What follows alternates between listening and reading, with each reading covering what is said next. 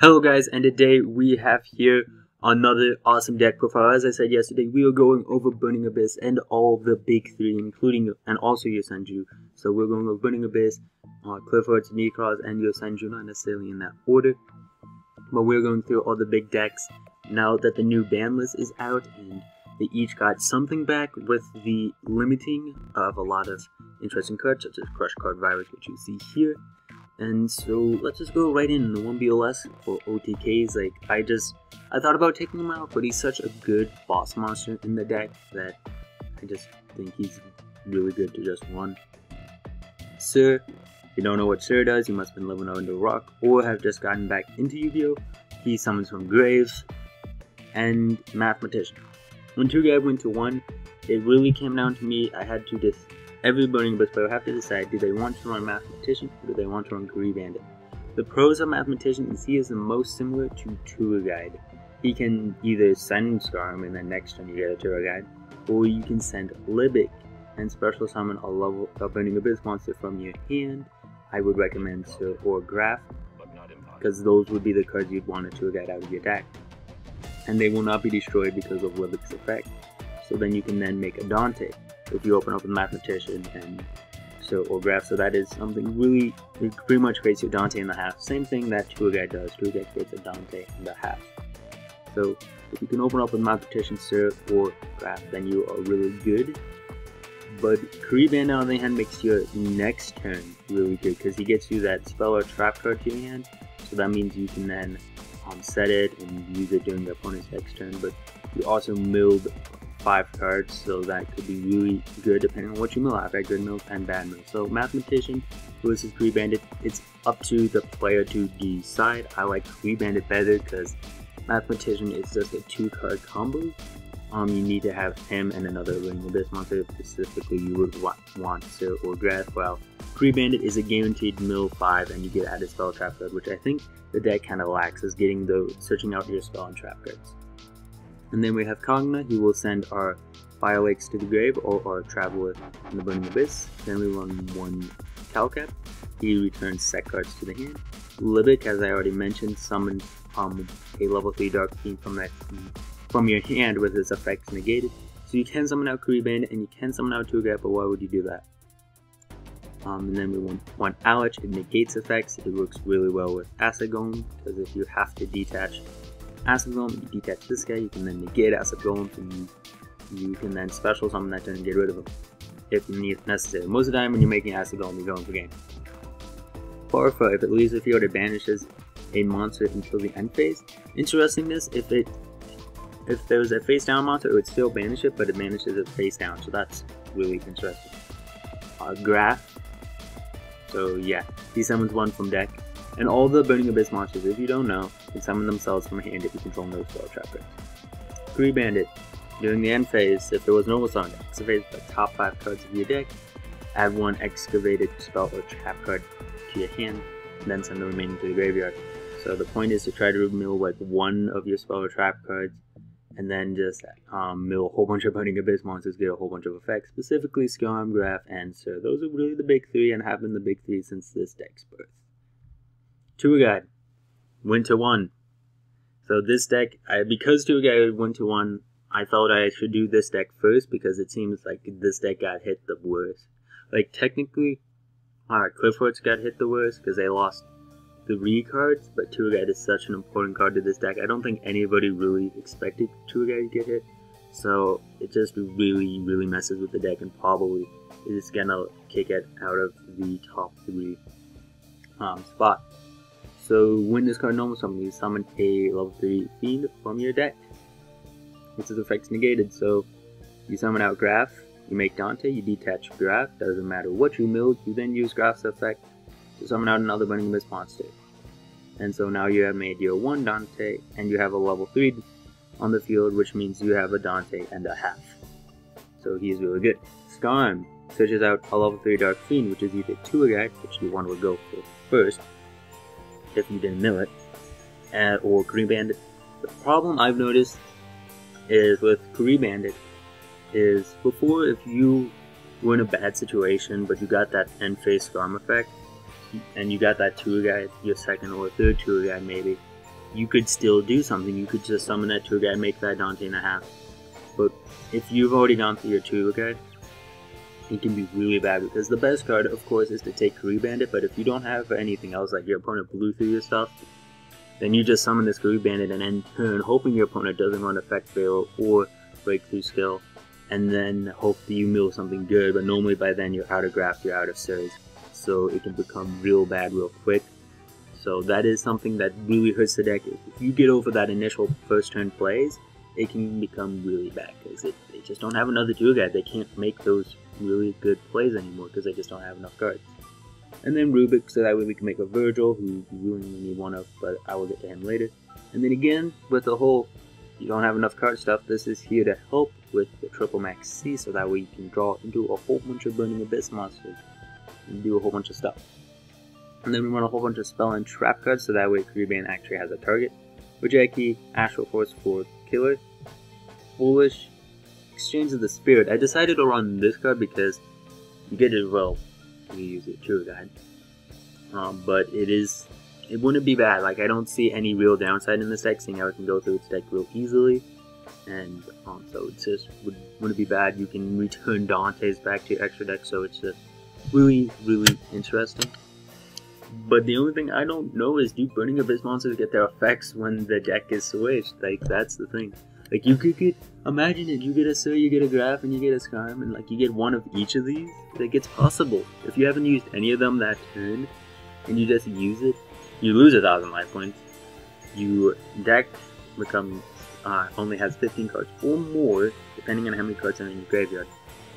And if you guys don't actually understand what this card does, if both players, now, originally it was just you, but if both players have 15 or more cards in their graveyard, you can make your deck your graveyard and your graveyard your deck, but you do have to shuffle your deck. And it also does it to your opponent, so it's really great cycling.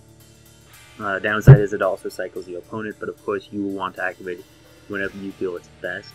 But seeing how these guys were sent to the graveyard, I think you could get a whole bunch of effects off of this. So that would be awesome. And then if you comboed it off with this card, GG. Travel in the Burning Abyss, it's pretty much the soul charge of the deck. You can summon out any number of Burning Abyss monsters that were sent there that turn. So it's really great when you just mill a whole bunch like your Kuribandit into it, and then next turn maybe you have something, you can make a Dante or two, and then you just do this card and they can just become so sad. Because once you get out 2 Dantes and that acid golem, it's GG pretty much. And it's just really nice to help make sure that you can get that third XYZ or Virgil. Virgil, sometimes you have to make Virgil so that way you can get rid of a monster for background. Fire Lake, this is a big card of the deck that everybody thought was going to get hit. Send 2 face-up Burning Abyss monsters you control to the graveyard. They get effects. Then target up to 3 cards on the field, destroy them.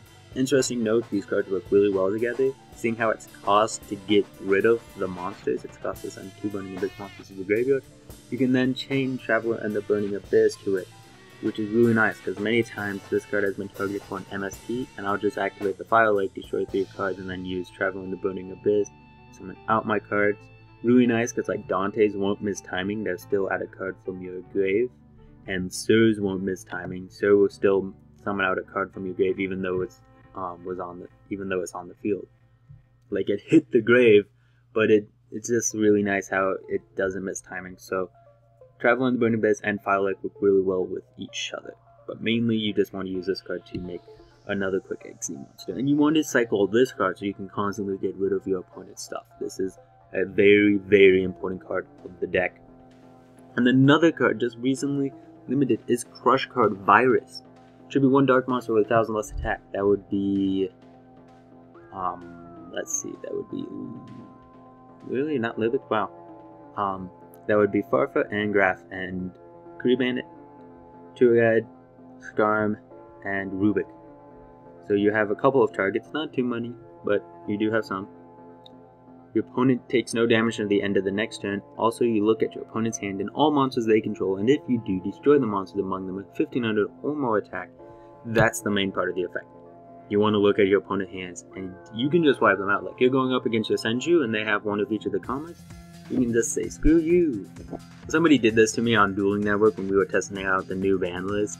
I had none of the commas in my hand. I had a Suzik though, but I also had 2 Flying C's. I had some spell. I had Rejecty, and then Goes and Match, and some other trap card. And he was just like, wow. And I ended up burning that match because the Flying Seed Goes and Match is GG for this deck. Because we were doing Burning Abyss, and I Flying Seed him. And then I got rid of his monsters, and I activated Goes and Match, and he just lost. And then Phoenix Wing Wind Blast.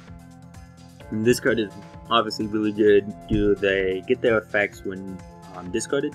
Discarding Calcap's really nice, because you can return a card to the top of the deck, and then you can return back row.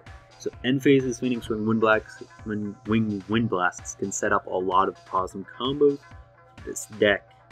And yeah, that is it. A lot of these cards are actually made gold rare. Like, you can get a Mathematician now as gold rare. Rejecty was just made gold rare. This card's gold rare. These cards were already gold rare. This card's gold rare. Gold rare. Because I don't know if they made a Foolish as a gold rare. But a lot of these cards can do it. And this deck is still really good, can still compete. It's just not as consistent, it's not as fast. And again, if we get over that initial first turn play, they will lose. So going into the extra deck, we are on 2 Virgils. I don't know why I went 2 Virgils, but there is really nothing better to run. So you only really need 1. Because after it goes to the graveyard, you just use Sir. And then this guy, not Pleiades, but this guy is a 4,000 monster that can run over towers. You make him by making this guy and then using Astral Force on him. He goes down to 35, his towers is on the field, but who cares, he can still run over him. Pleiades, because Pleiades actually is really good. Like, I still think Pleiades is really good. It just wrecks a lot of different matchups, where if you can get his effect off, you can make do some really annoying things. Don't know why I run him, but you can Astral Force onto an Alucard. Like, literally, there's nothing better to do. Like, this deck, really, for an extra deck, you need 1 Virgil, this guy, just in case you run into towers, an Alucard, and then 3 Dantes. That's your extra deck. Oh, and Acid Golem. You do need Acid Golem for those OTKs. So, really, all of these other guys are just fillers. So that way I don't look like I'm an idiot not running 15 cards. And so, yeah. That's really just it. And so, again, Alucard will pop back row, Dante will mill 3 as cost, so that is really nice. And then gain attack. And so that is pretty much it for the extra deck. And yeah, nobody runs the Ritual, apparently. I really thought some people would run the Ritual because of Jin. And now, if people did run the Ritual, maybe this fan list would have been different. Maybe Jin would have gotten hit. Some people are saying Turgid are getting hit because it summoned out Jin, but none of the Nikos players run Turgid. Because, well, actually some Nikos players don't run Jin. But, like, I tried Turgid. You don't need it. You don't need it because Manju and Lavello Jin. Manju and Unicorn and Lavello Jin. That's how you first turn Jin. But that is for Nikos. Turgid went to 1 because of Burning Abyss, not because of Jin, but because of Burning Abyss. And this ban list was really good. Only complaint, the Dragon Rulers. They hit all of the big 3 decks. In one way or another, they didn't hit Nikos too badly, which I'm okay with. Semi-limit? Yeah. I'm okay with them getting semi-limited and Prep getting a limit. But, yeah, I feel like this was a really good ban list. Perfect got the hit they deserved. Burning Abyss has got the hit they deserve. And Nikos, like, they each got the hit they deserved. So that is really nice to see. And so yeah, this is the deck profile. Tomorrow we shall have a duel with this deck, so stay tuned for that. Hopefully it goes all well. And we can only hope to see. Maybe I made the wrong choice. Maybe Mathematician was better than it, or will be better than kuribandit. Or who knows, maybe there is a better combo. Maybe people will start running to a bus from the underworld. Or to the underworld. I don't know. But maybe they'll run 2 of us, so that way they can cycle back to 2 guys. I don't know why when you have this card, but there was a whole bunch of interesting stuff. But I have a feeling this deck is going to lose its big 3 spot, which will actually be nice because it will make content cheaper. It's still at $60, and it's been sitting at $60 for forever. So hopefully it will drop in price. and hopefully your Senjus will become a better deck, or will take that spot. So hope you guys enjoyed this video, and don't forget to leave a like, comment, and subscribe. And again, tell me what you guys think of this deck. So yeah, thank you guys for watching. See you guys later. Bye.